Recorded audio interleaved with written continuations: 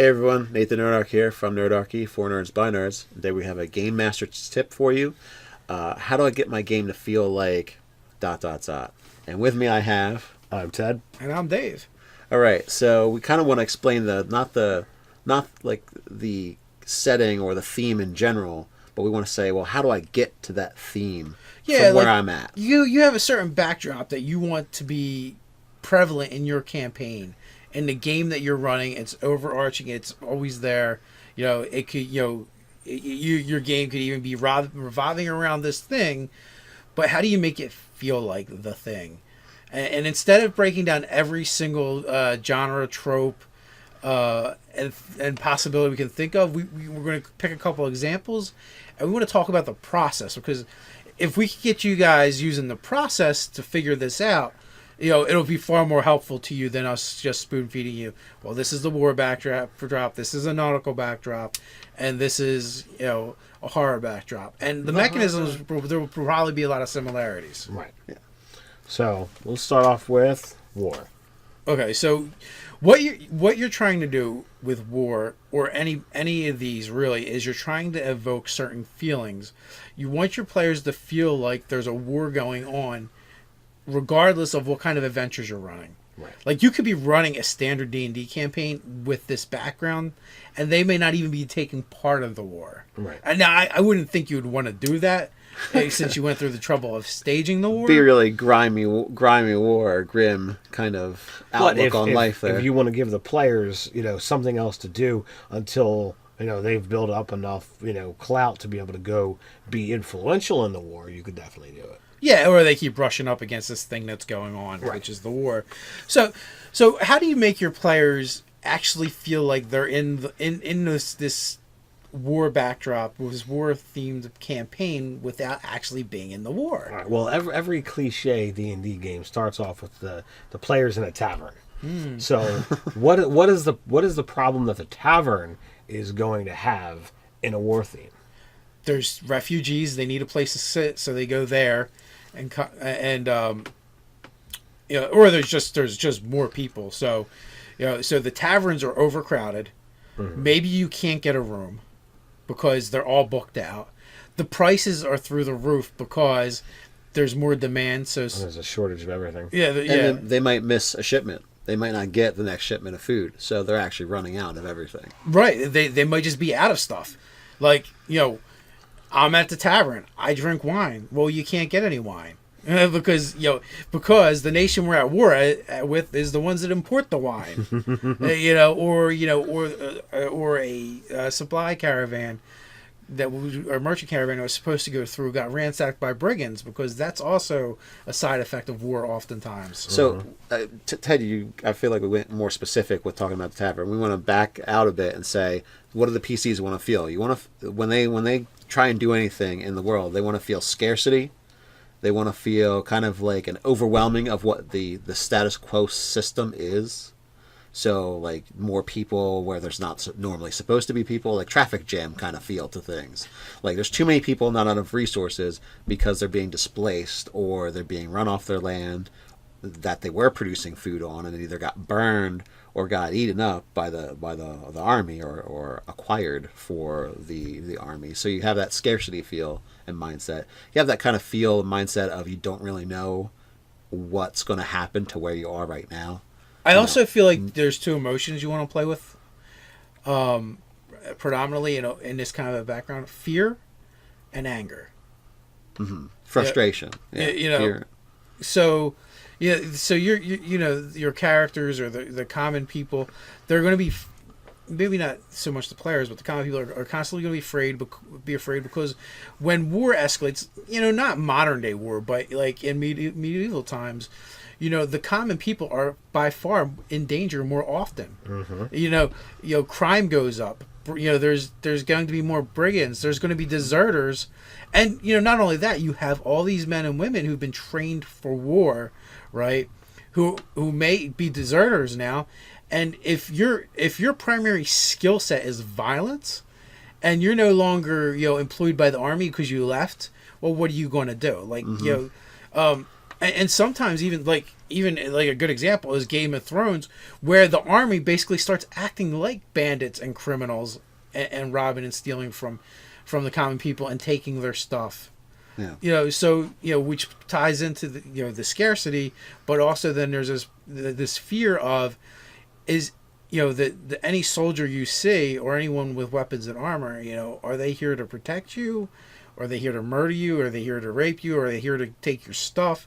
Are they here on the pretense of protecting you, and then they're going to do the former, all those former things? Like uncertainty. Yeah. So you definitely like fear, anger, uncertainty, that scarcity mindset. Is maybe there's now tariffs on things that there wasn't before, that you can't get. Anytime you have war, you're going to have famine and plague. So diseases are going to be more readily available. Your places where you go for even medicinal healing, they're gonna be overbooked. Yeah, overwhelmed. Yeah, worked. And like you could tie this in by little things like, all of a sudden now people on the streets, they wear white cloths tied around their face.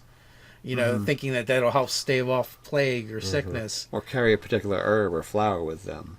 I think they did that during the Black Death. Yeah. So there's definitely things like that. So there's definitely some things for that war background that you want to go after. Like so you, and this is like it doesn't matter what the kind of campaign it is. Like when you pick a certain kind of campaign, you're always really striving to invoke certain kinds of emotions. Mm-hmm. So that's what you have to look at. What are the emotions? What are you trying to make your players feel? And then come up with the thing, right? So we did war. Well, what about like a nautical campaign? What comes to mind when you think of that? What is it you're trying to do? For me, I know a lot of people are going to be like, well, the sea, the ocean, but no, it's wonder and exploration. That's what I was thinking. Yeah, you've got the exploration, you've got the open sea. What's what's over the next horizon? What's on that island? That unless you're going for a specific type of thing, but like that would be a big part of the nautical campaign to me. Yeah, the unknown. Yes, but not like never so much. Not in the scary way of the war, where you're like uncertain, like what your fate is. It's not uncertainty. It's the the revelation of the unknown. Yeah, like in the one where the one is actually the bad thing, in this it's the good thing. Like right. that's why you do it. Maybe you're an explorer. When you talk about what emotions, like I would say like exhilaration, would be what you're trying to coax out of them. Right. So and then like on a nautical campaign, if you're doing like extensive stints at sea, I would see the peaks and the valleys being really far apart. Because, like, when you're not finding new cool things on a boat, what are you doing? You're not really doing anything. Right. You're just kind of like drifting along. You're on a boat. Yeah, you're just looking off into nothingness, for a long time. So then, for that particular campaign, what you're going to want to do is you're going to want to infuse it with a lot of terminology that would be nautical, so that it's going to require more research because where you could actually run a war campaign without actually knowing anything about war, because unless the players are directly engaged in the war themselves or interacting with a lot of the soldier NPCs and military command, like it's not relevant. Right. You really, if you're not right in the thick of things, you're just seeing what floats downstream, pretty much. Yeah. That's how close you are. In a nautical campaign, that really pretty much implies you're on a boat, right. Yeah. The whole time, and you're exploring, you're going to new places. So, like as the GM, this one will require a little bit more homework if you're not familiar with that stuff. And in order to really infuse this campaign, like we said, you want to invoke wonder and that feeling of exploration, as well as those times of absolute boredom.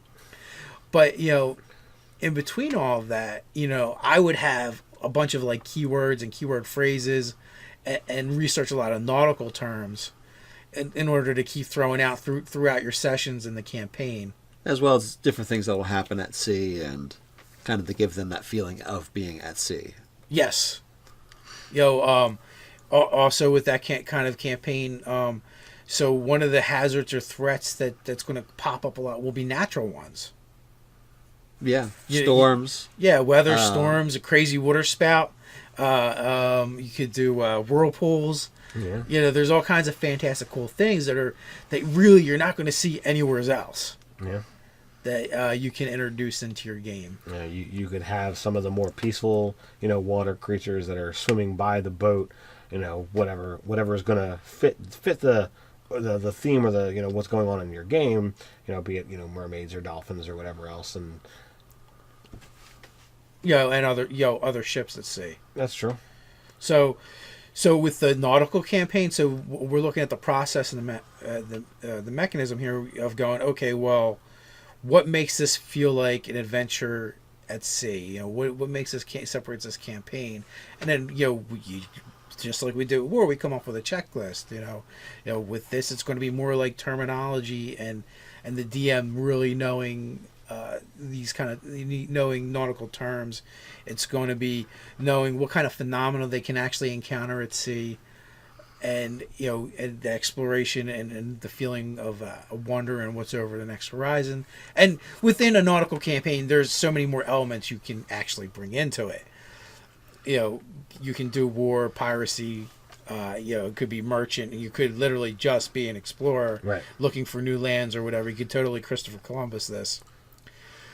So, we have one more that we want to cover. Horror. The horror of it. And I was thinking, I always kind of combine horror and undeath. I think is a good combination. Personally, I like undeath horror rather than Cthulhian horror. It's just my personal preference. That's true, but there's Hitchcock horror. Yeah, but in all three of those, you have like a general theme base of that kind of flickering candle. Is it going to go out? Kind of like tension and suspense to it. So I feel like there'd be a large amount of suspense and suspense creating events,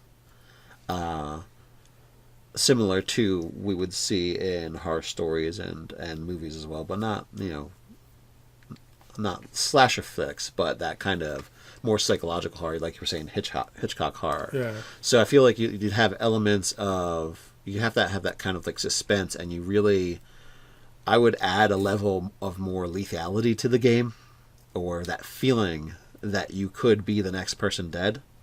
So you may have to off a few NPCs here and there, to get that, whatever you need to kind of jumpstart that feeling of, stuff's real. This is not like getting knocked down and getting back up again. There's a good chance the people that you see at the table are going to be playing new characters someday. Well, so like the overarching theme in a horror campaign is suspense and tension. Yeah, you want to build, you want to build those up as the game goes on, and then that culmination in the bringing about of, there was a reason why you were feeling that tension and that kind of anxiety, is because there is actual terrible things out there. So that kind of reveal of the reason for that build up. So I would say that's like the major driving thing behind a horror event, horror theme. So I'm trying to think, horror, it's, I feel like you have a bit of a mystery there, because if you knew everything, you wouldn't be in suspense. That's the unknown. That's what really horror is kind of about, like the breadcrumbs. Leaving the trail of bread comes for your players to follow, and they never quite figure out what kind of loaf of bread it's coming from until it's too late. It's the zombie loaf. The zombie loaf. So a horror campaign is much harder than a horror stories, because keeping it going for a long time. Right. But what we have to do here now is dissect horror and figure out, is there more to it than just building tension and suspense? I mean, there's a lot of different techniques for doing that, but I don't think that's what we want to do in this video, because we've covered horror before. Yeah, we've covered horror before. We want to identify what makes it a horror campaign. Yeah, I would say that level of suspense, that level of kind of mystery unknown, but with that real, in a mystery game or a mystery unknown thing, it's like, okay, I just don't know something. Well, but there's a detriment to that unknown. Well, in the nautical game, the mystery was, it was exhilarating because you're looking for it. In the horror game, the mystery is utterly terrifying because you're afraid of whatever it is. Yeah, you have an overall feel that what's going to happen when if you discover it too late is that people will die because of it, or there's going to be an event that harms you in some way by you not understanding something fast enough. So there's that kind of time limit suspense feel to it, like that there's this anxiety over completing what you have before you. Mm-hmm. Similar to what you were saying with the war, where people might be, trying to, stave off, plague and famine and whatever have you by, carrying something. If we're talking about the undead kind of not necessarily undead, but I mean like horror in general, because I would say undead is too specific and more of like a device, like use the undead for this purpose. Sure. So you definitely have to create the level of suspense, and that's created through an unknown that is harmful. So we have that aspect, but what are common things that come up in horror based stories, right? So there's always like there's always mechanisms in the story that seems to want to pull people apart and cause isolation. Mm-hmm. So that always feels like a part of horror. So like I feel like as the GM, like if you're running this kind of game, you want to create lots of opportunities to isolate the players from each other through their own choices and through mainly non-choices. A lot of times through their own choices. Sometimes you'll do the shoots and ladders approach because that does happen. But you don't want to make that your go-to. It's better if they do it on their own. Right. Yeah. So I feel like for the horror, so tension, suspension, isolation is a really good way to do that. Mm-hmm. You want to tackle psychological triggers. So I feel like I feel like at the core of a good horror game is psychological triggers.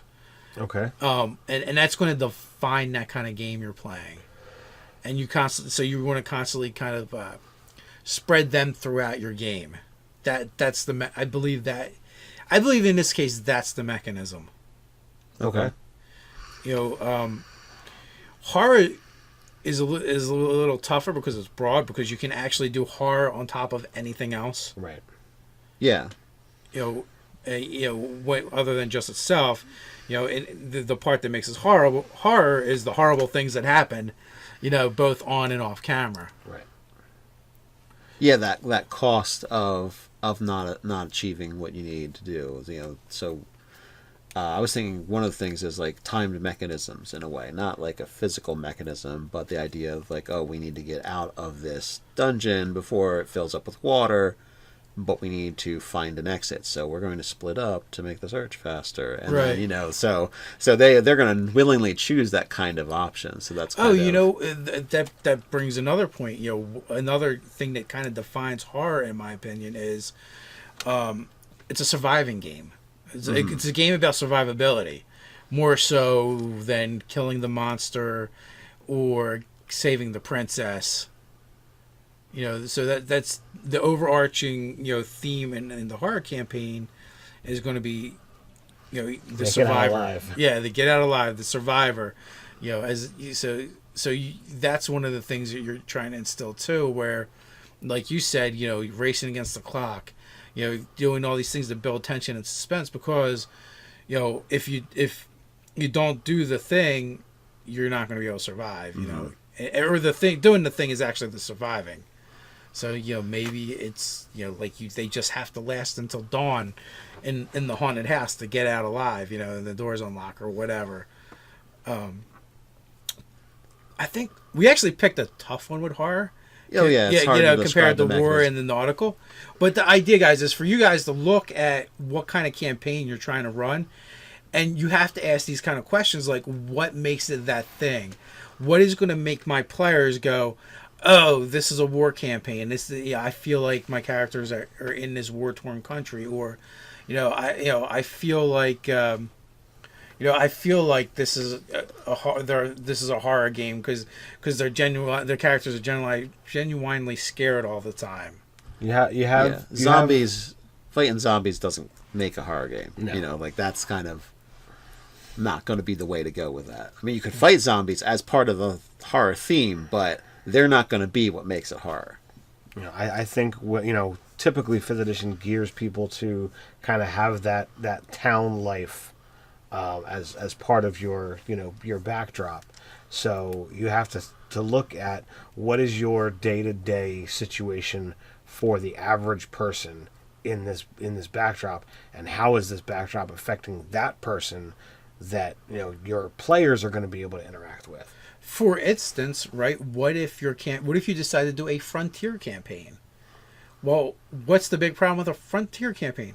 You don't have access to anything. Mm-hmm. Like, you guys have whatever you brought with you. Yeah, whatever you brought, whatever you can make. Even if it's even if you're along the lines of you're not alone like the adventuring party, but you're part of these settlers. It's you against the wilderness. Again, you have the exploration thing going on. Mm-hmm. Now you have a scarcity of resources for a different reason. Yeah. Maybe there's raw resources. Industrialize, create it. Metal objects and other things would be rare. Yes. While or you have to travel. You could probably shoot a deer a day for months. Yeah. So again, this video is about looking at the different backdrops you want to run your campaign in, whether it's war, politics, horror, a frontier settlement. I don't know. I'm sure there's tons of other ones. They're just the ones off the top of my head that I can think of. But you have to look at that thing and go, what makes it that? What's different between this campaign and just running a generic D&D campaign? And then once you start defining those elements, you can then insert them into the game. Yeah, and I would say always add monsters last. Yeah, whatever. Like if you think, I want to do a horror game and I want to say they're going to fight these things. It's like, well, start with the theme of the horror and how that changes that area of the world, or of the frontier land. Like you might say, I'm going to have them fight orcs. Well, develop where they start and more than what they're going to end up fighting. That's what I'd say. Like to get that theme down and solidify it. That's why I would start with the theme and then add the monsters last after everything. So what are some other themes we can think of off the top of our heads? Well, when we talked about high magic. You could talk about low magic, or non-existent magic. You could technically have if you want to branch outside of D&D, you could have a post-apocalyptic. Well, I mean, you don't really have to branch outside of D&D. I mean, really, that just says the civilization has fallen. That's true. Dark Sun Yeah. is post-apocalyptic. That's true. Mm-hmm. That's true. Count how much water you have on you. Yeah. So, and then, That's my cream. right. Yeah. And so then it just goes back. Once you find your theme, because we're doing this video because we've gotten asked like different questions along this line. How do you do X campaign or how do you do Y campaign? Well, instead of doing X or Y, we just figured we'd just do a broad generic of going, hey, here are some tools in your DM toolbox that you can use no matter what kind of campaign you want to run. Really, it comes back to asking questions and going. And there's so much media out there for whatever kind of campaign you probably want to run. There's books and movies and comic books on that subject that you can go and watch and do some research and go, well, what makes that feel like this? Yeah, and try and put yourself in the place of some of the characters dealing with that. I mean, like, well, what would I be thinking? What would be running through my mind, and what would I be feeling? Yeah, what are the hardships? What are some of the benefits or ease of living in that scenario? And that can start off. Well, this is what I want my players to feel. Well, exactly. That's a great place to start. Like a pros and cons list of being in that place at that time. Mm-hmm. And then from there you can refine it even more so. Well, you can take a look at that pros and cons list and go, well, how would that make me feel, right? So and you would do that because then when you come up with that overarching, emotional state for the people of that place, you can then go, well, how will I insert that into my game to make my players feel that thing? And then so I mean, that's kind of that. Like if you have an idea for a campaign and you have no idea where to go with it, search out media, and then do a pros and cons list of, having to go through those times and be in that place. It might be all cons, it might be all pros, depending on what kind of thing you're doing. Usually it's going to be both, but then once you identify them, you can then like just chunk down from there and just break them down. So I guess a good example would be like, so if you're doing war, like the con is like the scarcity we talked about, and from scarcity we can chunk that down even further, going, well, what exactly would be scarce, and what are the effects of that? Well, there's not as much food, there's not as much booze, there's not as much weapon because it's all been taken for the army. So what does this mean? Well, what there is, it's going to be more expensive. Scarcity, another thing, like, okay, less places to live because places are being destroyed and razed. So what does that mean? It means more people, less space.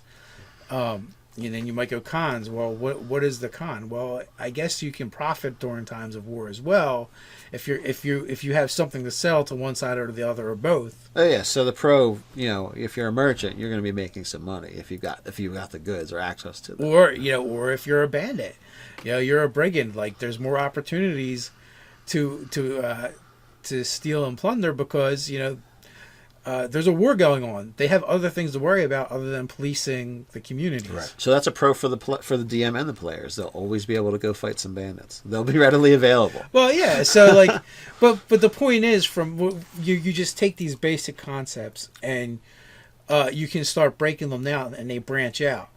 And from those you've got all these things. Well, now these things have to be in the game in order for the people to feel like it's that thing. Yeah. So I think that pretty much covers it. Yeah. What do you guys think? You can put your suggestions in the comments below. While you're at it, you can click like, share, and subscribe. You can follow us on Twitter, and you can go to nerdarchy.com and check out Nerdarchy the store. So until next time, stay nerdy.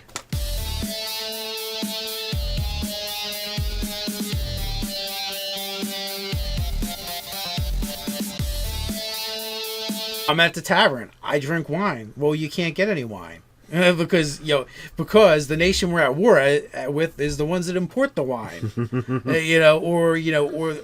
Or a supply caravan or merchant caravan was supposed to go through got ransacked by brigands, because that's also a side effect of war oftentimes. So, Ted, I feel like we went more specific with talking about the tavern. We want to back out a bit and say, what do the PCs want to feel? You want to when they try and do anything in the world, they want to feel scarcity.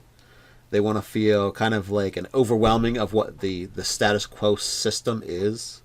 So, like, more people where there's not normally supposed to be people, like traffic jam kind of feel to things. Like, there's too many people, not enough resources, because they're being displaced or they're being run off their land that they were producing food on, and it either got burned or got eaten up by the army or acquired for the army. So you have that scarcity feel and mindset. You have that kind of feel and mindset of you don't really know what's going to happen to where you are right now. I also feel like there's two emotions you want to play with, predominantly, in this kind of a background: fear and anger. Mm-hmm. Frustration. Fear. So your characters or the common people, they're going to be, maybe not so much the players, but the common people are constantly going to be afraid because when war escalates, not modern day war, but like in medieval times, the common people are by far in danger more often. Mm-hmm. Crime goes up. There's going to be more brigands. There's going to be deserters, and not only that, you have all these men and women who've been trained for war, right? Who may be deserters now, and if your primary skill set is violence, and you're no longer employed by the army.